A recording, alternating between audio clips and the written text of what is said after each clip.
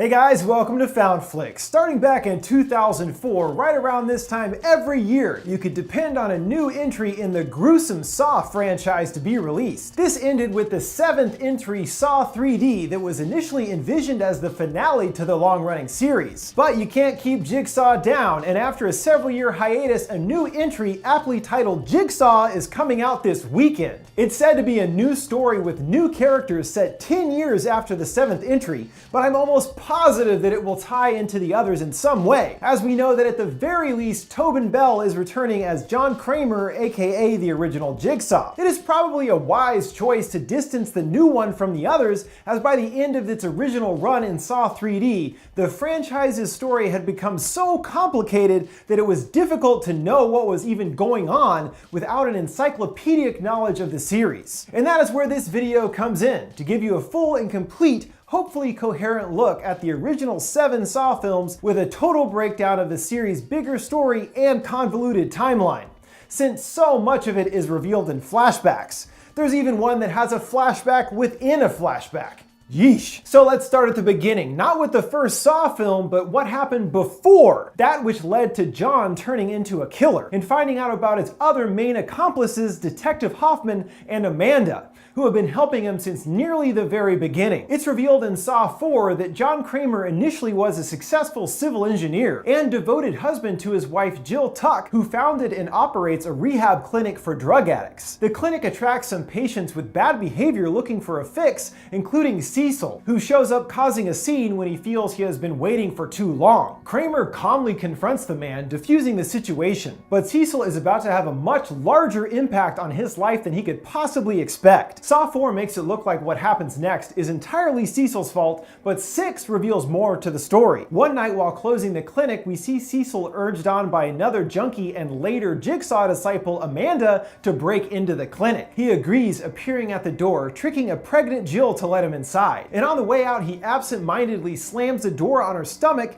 killing Jill and John's unborn son Gideon. So while Cecil physically killed their son, Amanda still had a hand in his death, even if unintentional, which has an impact for her character much later. After his son's death, John grieved his loss, distancing himself from others, eventually causing John and Jill to grow apart and divorce. And to make matters even worse, he is diagnosed with inoperable brain cancer. Feeling extremely bitter over the life he has been handed, he begins to observe other people out in the world, and becomes even more depressed when he saw them squandering the gift of life they had been given, the same that had been taken away from him with the death of his son. Learning of a radical treatment that could help with his cancer, he sought out help from insurance manager William Easton, but was denied due to his primary physician Dr. Gordon not listing that treatment as a possible option. Kramer holds a grudge with William after this incident, as William later goes on to become the subject of the game in Saw 6. Being denied was the final straw for John, who, as seen in Saw 2 flashbacks, loses all hope and attempts suicide by driving his car off a cliff. He manages to survive, pulling a large piece of metal from his body, and he emerges from the crash a changed man. After this moment of near death, he began to nurture the idea that the only way man to change is for them to change themselves, the core of the philosophy behind the many people he puts into traps over the years. He believes that they are wasting their lives and wants to test in the most extreme way how much they are willing to do to prove they want to live. So he picks the first subject of rehabilitation, Cecil,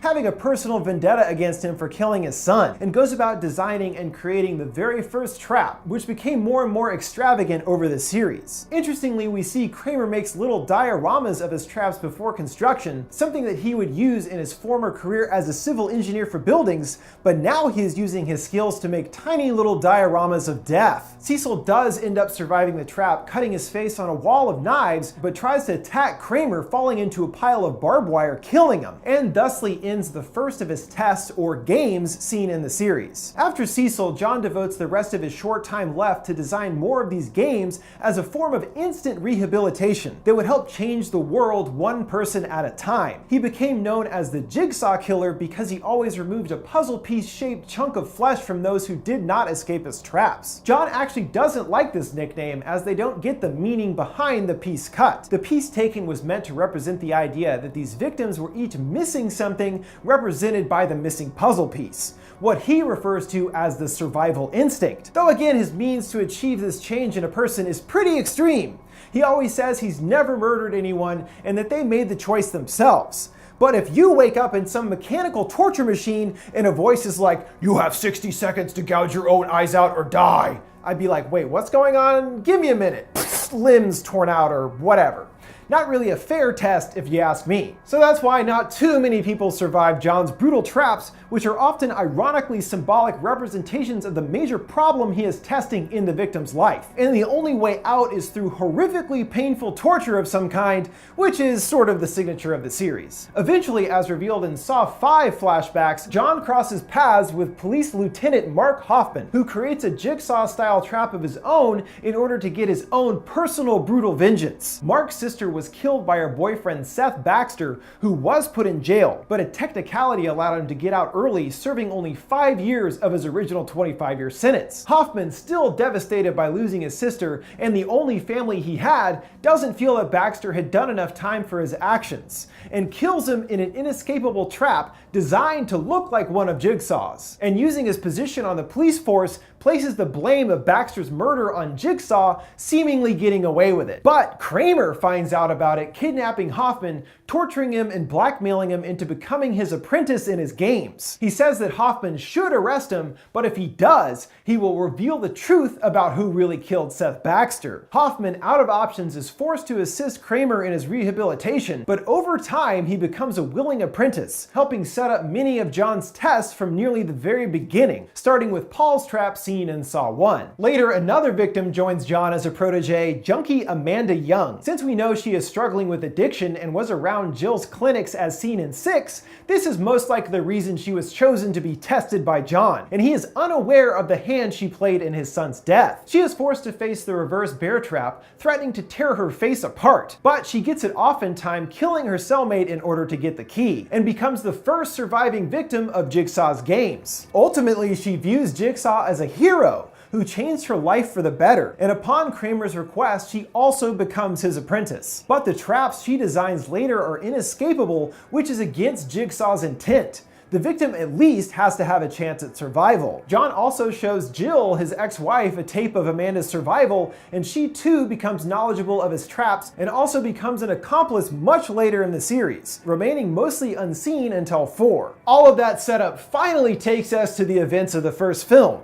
By this time, Kramer has been doing his tests for a while and already has help with both Hoffman and Amanda assisting him. And we see in part 3, Amanda specifically help him set up the first film's game, with Kramer donning his fake blood in disguise before lying on the floor where he stays for the movie. Though if you just watched the first one, you'd have absolutely no idea about any of this. And this all does help explain how Kramer was able to set up these intricate giant traps while getting progressively closer to death. He actually had a lot of help along the way, we just don't find out about it until later. In Saw, the game is quite simple in comparison to others, devoted to one location and 2 people chained in a decayed industrial bathroom. Dr. Lawrence Gordon, the man who told Kramer about his inoperable cancer and whose diagnosis made him unable to pursue the other treatment. And Adam, a surveillance photographer who has been following the doctor due to believing he is cheating on his wife. Adam was hired to follow Gordon by disgraced detective Tapp, who believes that Gordon is in fact the Jigsaw killer. And it's Adam's occupation that ended up getting him targeted by Kramer, the actual Jigsaw killer. And in Saw 3, we learned that it was Amanda under the pig mask that took him from his apartment. Meanwhile, in flashbacks, we learn more about Tapp's investigation into the killings, with him becoming obsessed with tracking down Jigsaw, following a trail of clues from his other traps. As the game's time runs out, he discovers where Gordon's wife and daughter are being held, finding Zepp Hindle, who worked at Gordon's hospital, now looking over Gordon's family and monitoring their game. Chasing after Zepp, Tapp follows him into the underground area where the game is, getting into another fight with him, and is fatally shot in the chest. But we find out that Zepp isn't another of Jigsaw's proteges, but is another victim, forced to play his own game. Later we find out he had a tape of his own requiring him to watch over the game and kill Gordon if he didn't kill Adam by 6. Not knowing his family escaped, Gordon becomes increasingly panicked, using a hacksaw to cut his own foot off in order to escape. He painfully drags himself out of the bathroom, assuring Adam that he will be back with help, leaving Adam all alone. Well, he's not all alone exactly, as John, who is lying there in the middle of the floor this whole time, stands up, revealing himself as the Jigsaw Killer. We see that in Adam's tape, he told him the key to the shackle and his freedom was in the bathtub, and Adam then remembers it falling into the drain as soon as he awoke, dooming him from the very beginning. Jigsaw closes the door, leaving Adam to die in the darkness with the words "Game Over," something that ends up becoming used in many of the later films. This is the last time we see of Adam until Saw 3, where he is seen very weakened by his gunshot wound and lack of food. Amanda feels guilty for abducting him, even haunted by his ghost, and in a mercy killing strangles him to death with a plastic bag. As far as Gordon, he remains completely unseen in the franchise until the very last entry. After escaping the bathroom, he manages to cauterize his wound with a steaming hot pipe, thusly surviving the trap. John finds Gordon and helps him on his road to recovery, also making him his next apprentice. And in fact, Gordon was involved in some capacity in every one of the games in the series, we just don't find out about it until the final chapter. Kramer, with the assistance of Amanda and Hoffman, continues his games for over a year. At this point, Kramer finds a new person to target, Eric Matthews, a corrupt detective who had framed and arrested many innocent people over his career, including Amanda. They set up a big game at a location known as the Nerve Gas House,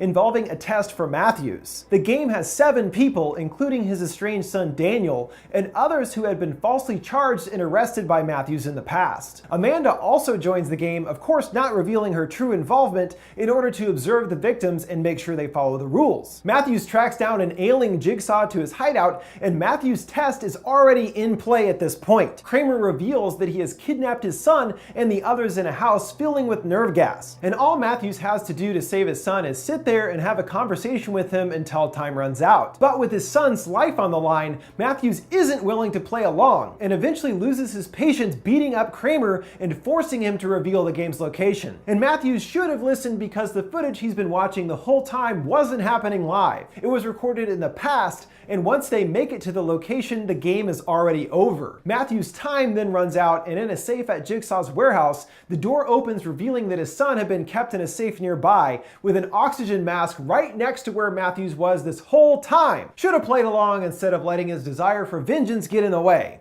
which proves to be his undoing. Inside the building, Matthews is knocked unconscious by Amanda and wakes up imprisoned in the bathroom from Saw, chained to the same pipe as Adam previously, with a tape left behind, revealing to him that Amanda is going to take over John's work after he dies, and that Eric is her first subject. Which, if watching the movies in order, this would be the first time we find out about Amanda's involvement. And she appears at the door, closing him in the bathroom, leaving him to die. However, as seen in the beginning of Saw 3, Matthews is able to get free, breaking his foot with a toilet lid and then pursuing Amanda. They get in a brutal fight, with Matthews demanding to tell him where his son is, but is eventually defeated by her, who leaves him for dead in the tunnels. He isn't dead though, only unconscious, and is later discovered by Hoffman, who drags his colleague to his cell elsewhere in the tunnels. There, he locked him up and left him in a cell for 6 months, supplying him with enough food and water to stay alive, because he needs him alive for a future game. And at some point after this, Hoffman returned to the Nerve Gas House to cover things up, disposing of the bodies and even remodeling the interior to resemble a normal house. And with the end of the events of part 2, that brings us to the conclusion of part 1 of my look at the Saw series.